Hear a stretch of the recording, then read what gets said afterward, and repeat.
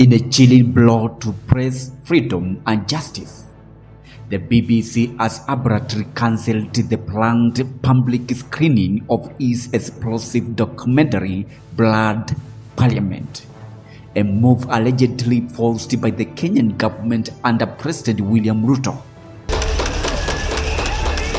It is also imagined that the BBC has this evening cancelled a scheduled public screening of Blood Parliament, citing pressure from the authorities.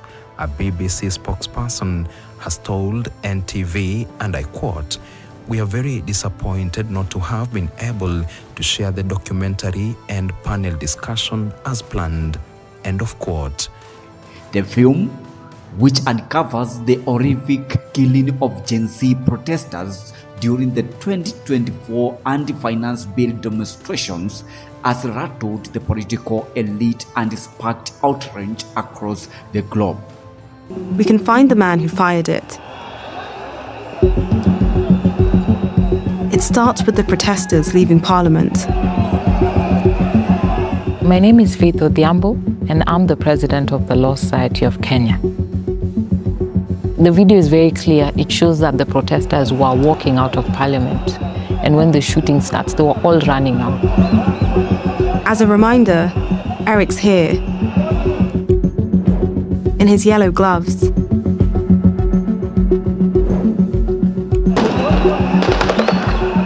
We lose him for a moment, but pick him back up as he reaches the exit. A last flash of his yellow gloves, and then Eric goes down. Now we've got the gunshot, we can get the shooter. At first, the bedlam obscures any clues. Then this man steps into frame. You could see he's clearly aiming, so meaning he was aiming to kill as a message to them. Have a look from another angle.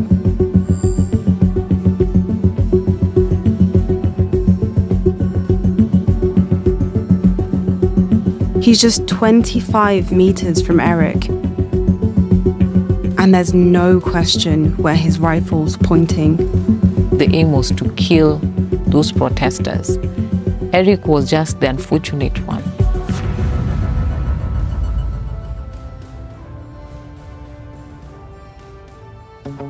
With this video alone, our trail to the shooter looks like it's ending. But like the last one, this one's got a giveaway. His uniform. A white shoulder patch, a matte green helmet, tan boots,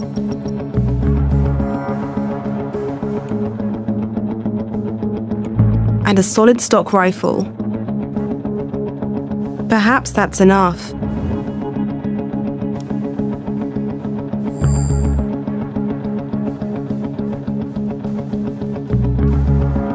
Three minutes after the shooting, a photographer caught these.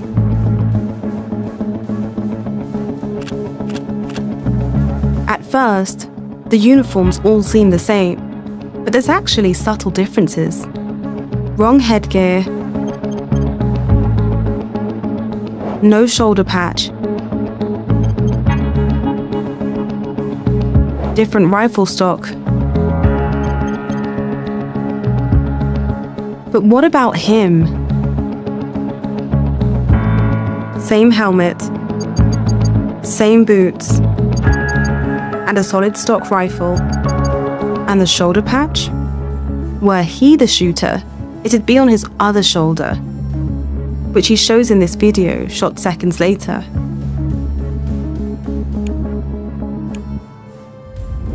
There.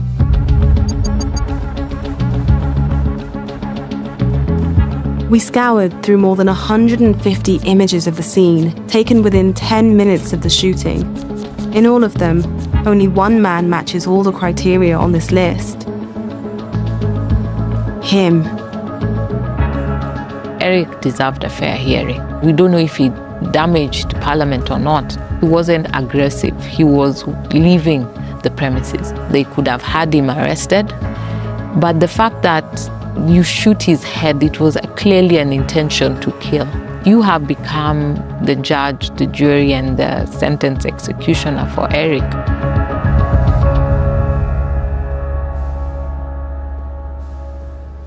Our suspect wasn't there by mistake. He was working for someone. So the last question is, who? The answer lies in these. Taken 7 minutes after the killing. The squad's moved, but our suspect's still with them. There he is, and there's his badge. But is it white? Boost the natural color. Black, red, and green too. Only one part of Kenya's security forces officially wears this when deployed domestically: the army. We consulted several senior officers in Kenya's defense forces, the KDF. All confirmed this man's uniform is that of the Kenyan army, a force well regarded by the public, not known for turning its guns on civilians. No single piece of evidence pinpoints Eric's killer, but connected, the trail of images we followed lay out a grim case. This man's features match those of the shooter. His uniform shows he's a soldier, and he was aiming at Eric as gunshots rang out. All our evidence points to one conclusion. This soldier killed Eric Shieni as he was running away. That is unlawful. It is unnecessary use of force. Eric deserved a fair hearing. He did not deserve the death penalty. Sources close to the production confirmed that top-level government figures lobbied hard to block the release, with the threats of diplomatic fallout if the BBC aired the footage. What is even more alarming, there is now a coordinated effort to take down all versions of the documentary circulating on social media. They are trying to erase history, literally delete the truth, said a whistleblower familiar with the pressure campaign targeting the BBC and digital platforms. The question is the Kenyan officials conducting major social media companies including YouTube, Facebook, and X, demanding that the Blood Parliament be flanked as incendiary or foreign propaganda, language often used to justify content takedowns? Activists and digital rights defenders are warning that a total blackout may be imminent if international pressure is not applied to keep the film online.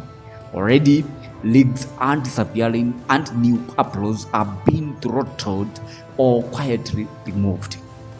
The documentary produced by BBC Africa Eye reveals never before seen footage of the deadly police crackdown on an unarmed protesters who stormed parliament during a historic youth uprising.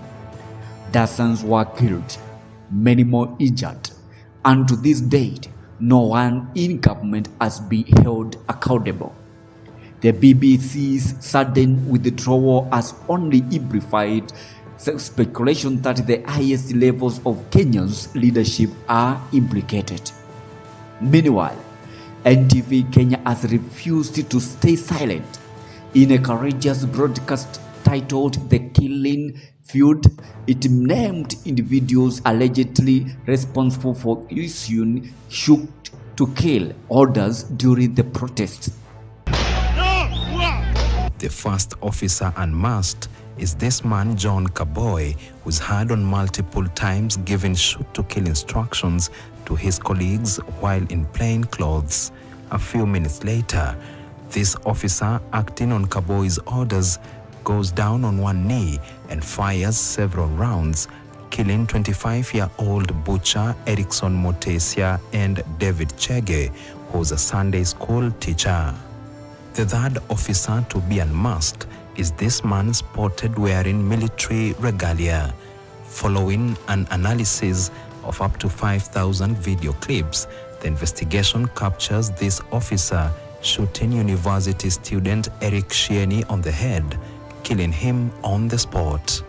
Following the expose, which is coming 10 months after the brutal killings of Shieni, Chege, and Mutesia, NTV has sought fresh responses from the implicated units. We send the following questions to police spokesperson Michael Mushiri.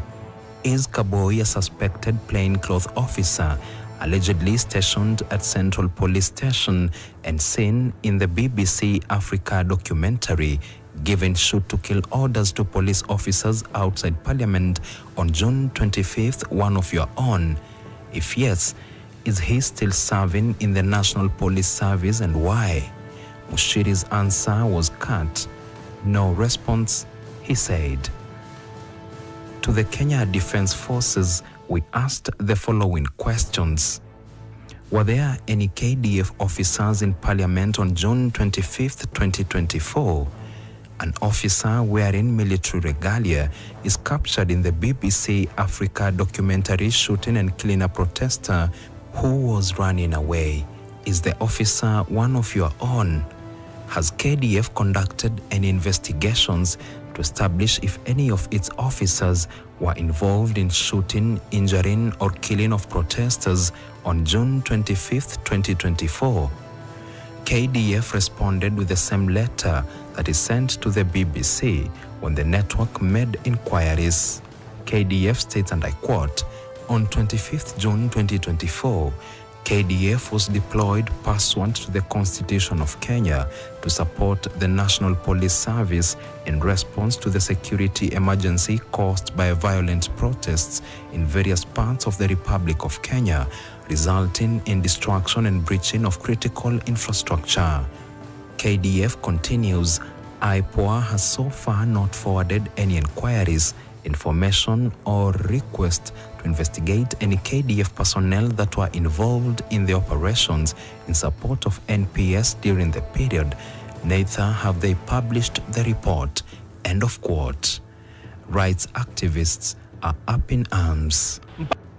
The expose implicates senior police officials and interior ministry figures, placing them at the center of the bloodshed. It also hints at a deeper conspiracy, possibly involving parliament insiders who greenlit the violence from within. The youth of Kenya, who led the protest and suffered the heaviest losses, are refusing to back down. Hashtags like Blood Parliament, Gen Z Massacre, and We Will Not Forget are trending again, even as censorship escalates. Deputy President Kithure Kindiki, who was Interior Cabinet Secretary during the killings, has denied any responsibility. This is more than a documentary. It is evidence. As the Kenyan government works behind the scenes to bury the truth, the world must act. Demand the full release of Blood Parliament. Share the NTV expose before it disappears. Preserve every copy, every clip, every name. This video could change everything. Share it like someone's life depends on it, because it might. Subscribe, comment, and report with the Blood Parliament to keep the truth alive. This is Stephen, GC News. The answer lies in these. Taken 7 minutes after the killing. The squad's moved, but our suspect's still with them. There he is, and there's his badge. But is it white? Boost the natural color. Black, red, and green too. Only one part of Kenya's security forces officially wears this when deployed domestically: the army. We consulted several senior officers in Kenya's defense forces, the KDF. All confirmed this man's uniform is that of the Kenyan army, a force well regarded by the public, not known for turning its guns on civilians. No single piece of evidence pinpoints Eric's killer, But connected, the trail of images we followed lay out a grim case. This man's features match those of the shooter.